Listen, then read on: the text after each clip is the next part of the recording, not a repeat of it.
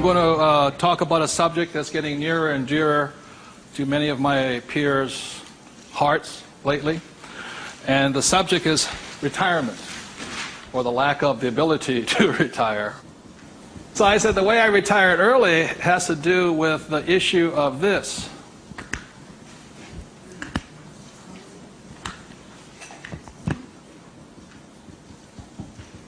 Debt versus what? Equity. The reason I could retire early was because I'm in debt.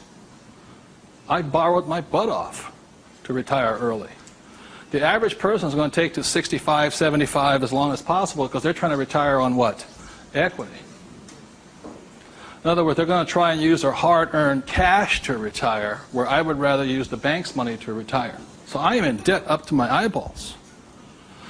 Because the reason is I know some of you out there, because I'm sure some of your parents told you to get out of what? Debt. Well, that's not that intelligent. Because you have to know there's good debt and what? Bad debt. And most people are loaded with what? Bad debt.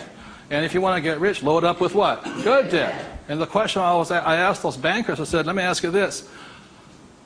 How long would it take you to save $1 million? I'll ask you guys, how long would it take you to save $1 million? A couple of years at least, right? Yeah. How long does it take you to borrow $1 million? About 10 minutes. If you have good financials. And that's the difference. And that's the price people pay for not being educated in this world, to think that you have to work hard, save money, and finance your retirement on equity. I'd rather do it on debt. And the way I do it on debt is my banker will always lend me money on a thing called real estate. Always. They will not lend me money to buy stocks, but they will lend, even if it's, bank of what stock, their own stock, they won't lend me $1 million for 30 years at 8%. But I find a commercial building, $1 million, 8%, 30, they'll all day long. The thing that scares me right now is never have so many people in the history of the world bet their retirement on the stock market. And they've bet real money. Am I correct? And trust me, the market will crash. Always has and always will. Now, those taking deep breaths right now, because you're not, because that should be good news. Because if it crashes, that's when you get rich. But the people who have been trained to think of playing it safe and all this, they're going to be in terror. Completely different point of view. So the point I'm making here is this: one of the reasons I wanted to get educated, understand cash flow, play the game, was just so I could borrow money faster. When my poor dad always said to get out of debt. Debt was bad. So I just called, I just called my broker down the street here. I said, I need 2.4. He says, come in and sign the paperwork. That was it. 2.4 million, just sign. Now, because I can take that money and make 10 million out of it, the average person will go on vacation with it. Or buy a big house, or buy a boat. It's called fiduciary responsibility. If you can prove you know how to manage your money and you have the good financials, plus you have a couple of million in cash, they'll lend you all the money you want. Because they know my problem is too much money. And the reason I buy real estate is because I get more tax breaks. The real estate is a game of the rich, not paper. It's a really interesting world. So what I'm going to go into is how you can get to the point where you don't, I'm not recommending just go out and borrow today, especially if you have no education. I spent 40 years getting here, to the point where I can call my broker up. Before, 10 years ago, I'd call them up and they'd laugh. How much do you want?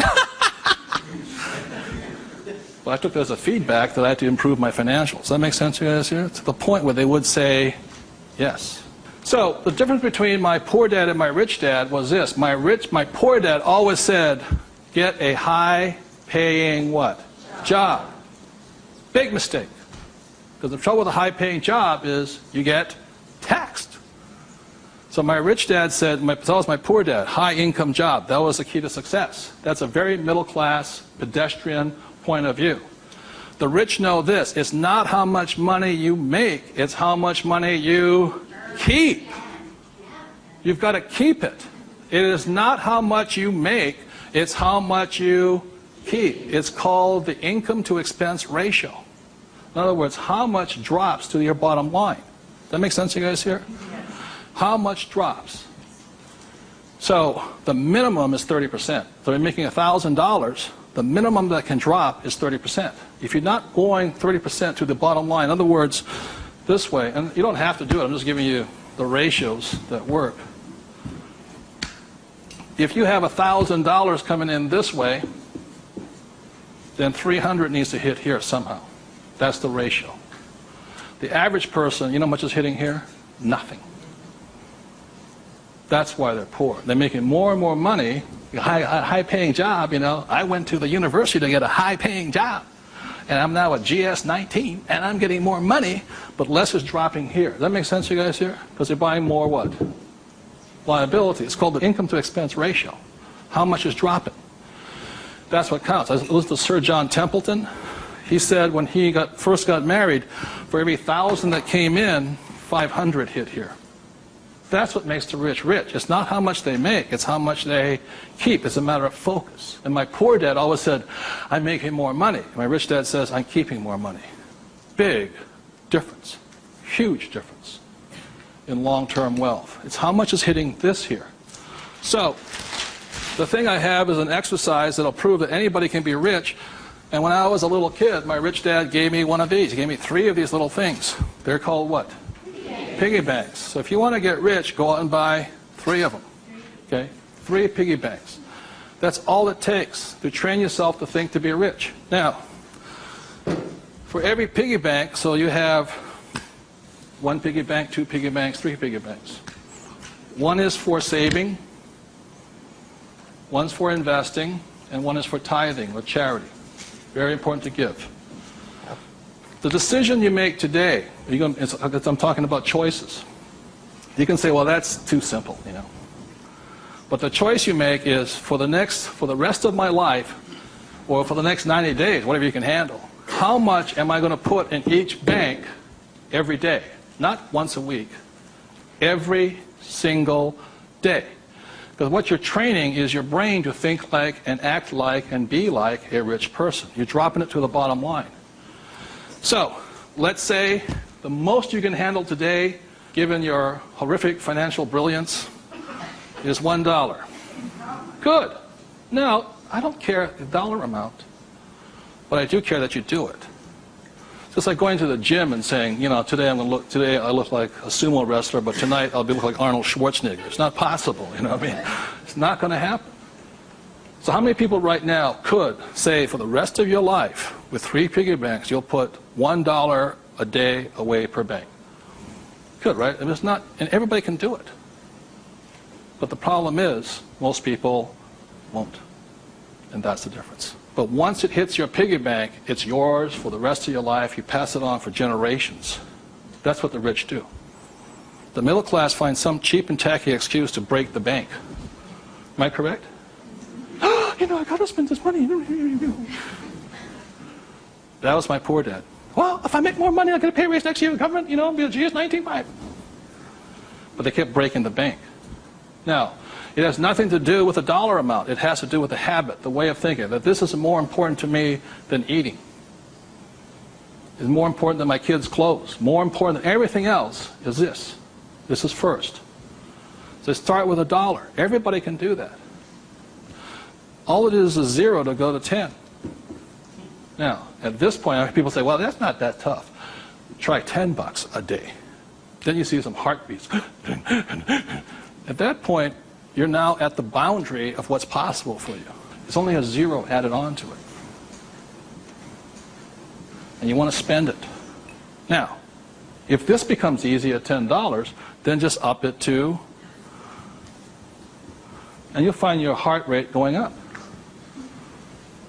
So when people say, well, this is a simple exercise, I'm beyond it, then try going to, it is not the dollar amount. I mean, it's not the things, it's the habit. And you know you're a stud.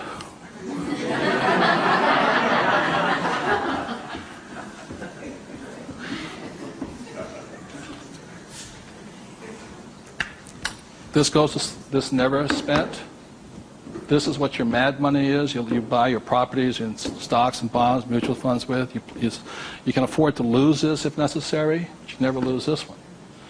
And you tithe your church or charity of your choice. Now, I give to the charity that I would like to support, but I don't have the time to support. So you put your money where your body would be. Does that make sense to you guys here? My rich dad gave it to his church. My poor dad gave nothing. He says, when I have the money, then I'll give it. That's why he was poor. The next point here is that my rich dad always believed in job security. My poor dad, job security. And my rich dad believed in financial security. So the way you get financial security is, again, via these three things. This is the basis of it. Savings, investing, tithing. So the way you get financial security is start with this, and then I start investing with this. Does that make sense? My investing account, this is when I have my fun. I play with that money. So the deal here is this, whether you're buying a business, real estate, or paper, the ratio is this. You can ask my wife the question. For every, somebody says, well, I don't have any money. How do I get some money? I said, start with that, the 3 piggy banks. Or how do you find a nothing down deal? The reason they want a nothing down deal is because they got nothing to put down, right? And that's the most risky thing you should do. You can only take a nothing down deal when you have a lot of money to put down, because it's too risky. I can take a nothing down deal because I got the money to cover it in case it goes bad on me. But the point here is this, how I got my experience, how I can find a deal is this. You can ask my wife this. For every one property I buy, how many properties or businesses or stocks do I analyze? 100. That's the ratio. Before I buy one piece of property, I will analyze a minimum of 100 properties. If I don't buy one property in that 100, I start all over again. It's 100 to 1 is the ratio. That's how I find a deal. Not only that, is when I had no money, what was I doing? Still analyzing a deal. It's 100 to 1 before you can find one deal. And people come, oh, I went with a ride with a realtor and we found one property and we bought it. I said, how many did you look at? Just that one. That's an idiot, not an investor. They have no clue. The way you want to find out the market trends, the ups and downs, the ins and outs, is you got to analyze 100 deals. Out of that 100 deals, you put in offers on 10. Because 90 are bad. But in the practice of analyzing the deal, you get smarter. I learn more. I learn something from each deal I look at. Of the 10 I invest in, or I put offers in, I might get 3 accepted. Now, this comes from my friend Dolph DeRoos, who's a real estate genius. He says, if this number is like 6, what does that mean? You're offering too much money. That means you're not being tight enough. You've got to screw it down a little bit more. It gets down to nobody accepting you're too tight. So you want to keep it in this ratio. Of that, you'll buy one property. When people say, how did I get my education? I got my education evaluating deals. I estimate to this day right now, I've looked at over 50,000 deals. That's how I got smart. Instead of going to work, I look at deals. If I'm buying a business, the ratio is the same. 100, 10, 3, 1. If I'm buying a stock in a company, I'll get 100 companies, same ratio. Everybody can do that. Does it cost them any money? No. Not at all. It's free. When I go on vacation with my wife, Kim, she knows where I'm going to wind up. It's a real estate office or a brokerage office. Because it's a habit. So this is what gave me financial security, and what my poor dad focused on was what? Job security. He had no assets when he lost his job. Okay? 30 seconds, please discuss that ratio. 50,000 properties I've looked at now.